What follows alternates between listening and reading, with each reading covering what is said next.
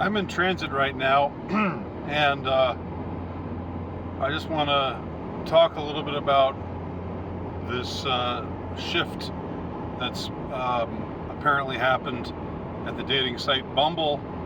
Bumble was distinguished among the dating apps as being the one app where if you were a guy, you had to wait for the woman to approach you. And that was instituted because the founder of it said something like, well, there's so many controlling men out there, and I don't want to get. The whole idea was we don't want to get bothered by all these men, getting in contact with us that we don't like, and being a burden on us and not leaving us alone, and being so annoying, and pestering us for dates when they're losers. So we're gonna make our app different. We're gonna make our app so that the woman well, it was not phrased as has to. The woman gets to make the first move. She can look at what's out there, find somebody who doesn't look like a loser, and then contact him. And that way she won't get contacted by any of the losers that she gets pestered by all the time on dating apps. But now that's changed. Now they've decided to change their policy and allow men to make the first move. Allow men to make the first move.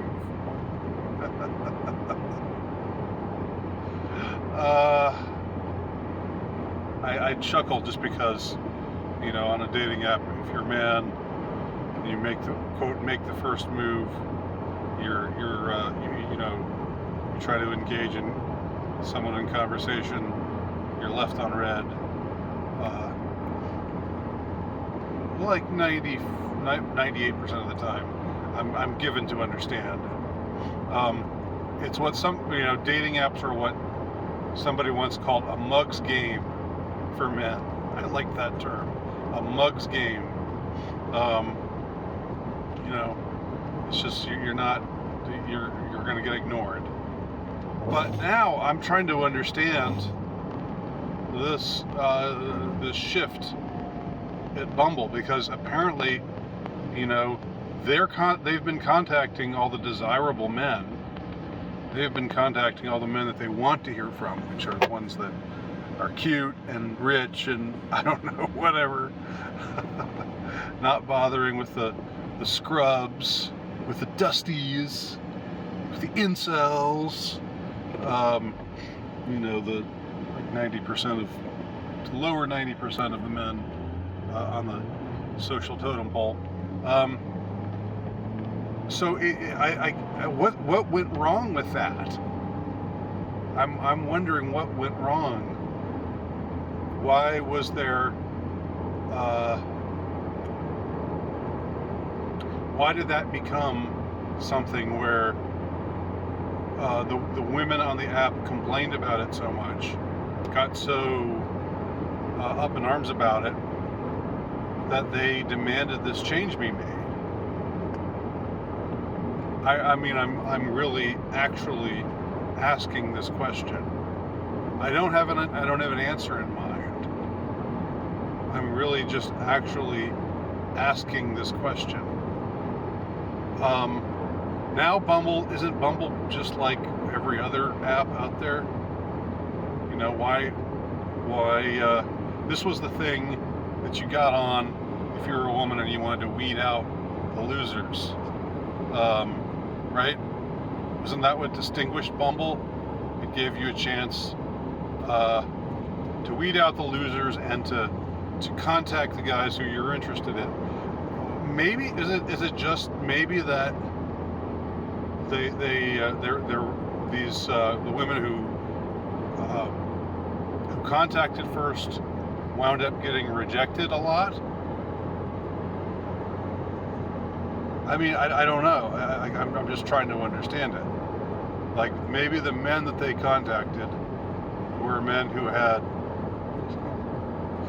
just had this dating app going because what the hell, but they already had tons of options, and so the women who contacted them often had the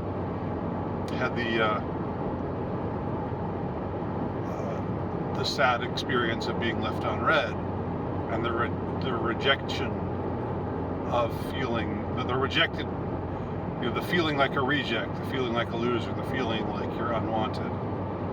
Like 90% of men know. I mean, whoever you are, it's not a good feeling. I mean, I have enough empathy to go around. It's not a good feeling to be ignored, to be rejected, whatever. But I mean, I just I'm just trying to form a thesis in my mind for why this happened. Here's my thesis. Okay, I'm just formulating this on the fly as I'm driving down this country road.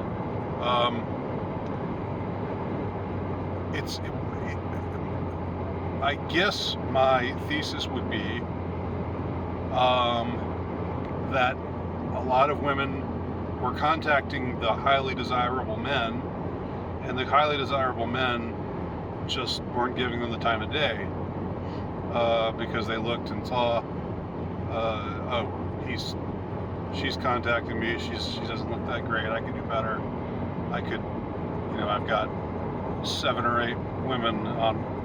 I could call right now and ask to come over. So I'll just ignore this girl. It must be that a lot of women had that experience. But the thing is, I mean, so now they want men to approach first. Are they thinking that, okay, they're thinking that if the men approach first, that the desirable men that they want to approach them, I mean, are they thinking that desirable men are going to be more likely to make the first move, and more likely to want something other than someone to sleep with that night?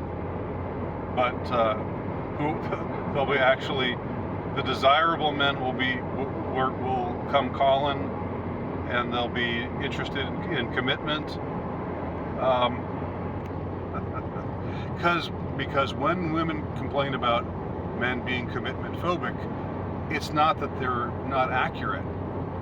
It's just that the men that they're complaining about are the men that they want to commit to them. The others, the desirable ones, the other ones don't count. They don't really register in their minds as men.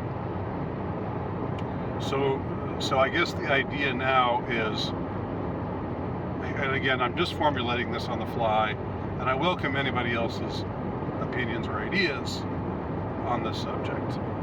But my notion is, in trying to piece this all together, and again, I'm speaking it as someone who's out of the game, who's old. I'm a Gen Xer. I'm 53. This is not my game anymore. But I do have a son, and I do care about young men. More than just. I'm not saying I exclusively care about young men, but I know that there's a lot of young men in this world we've got today.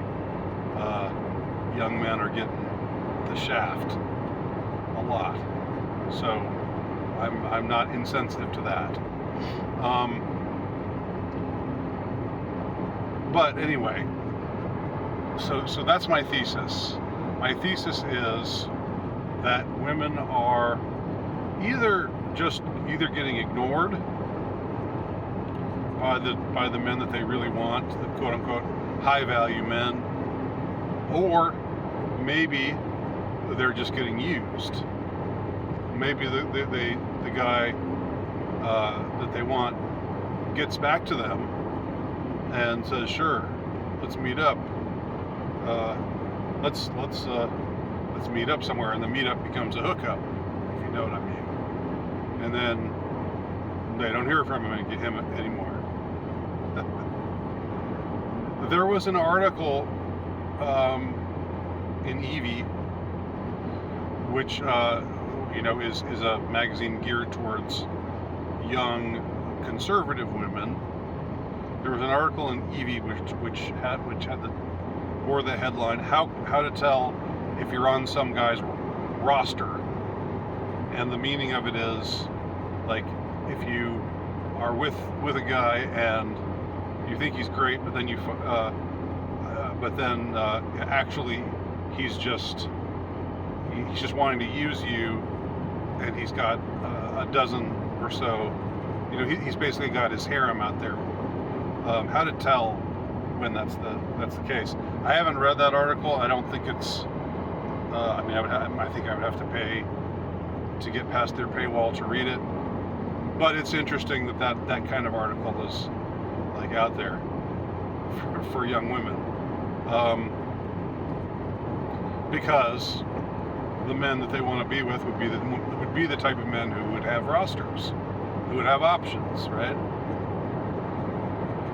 So anyway, this is an interesting development, and I've told you all my thesis. Let me know what y'all think. Why did Bumble decide to become like every other dating app now? Where if you're a woman, you can get on it and you'll just get like 42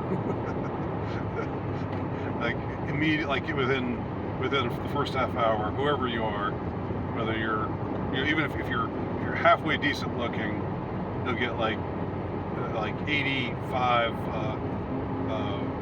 men matching or wanting to match with you,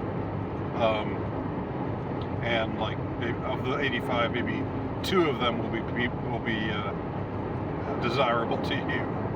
You know how this stuff works. You know by now how this all works in our day and age. So what do y'all think? What's the reason for this change? Why is Bumble now like every other dating app in our bleak social landscape? Let me know.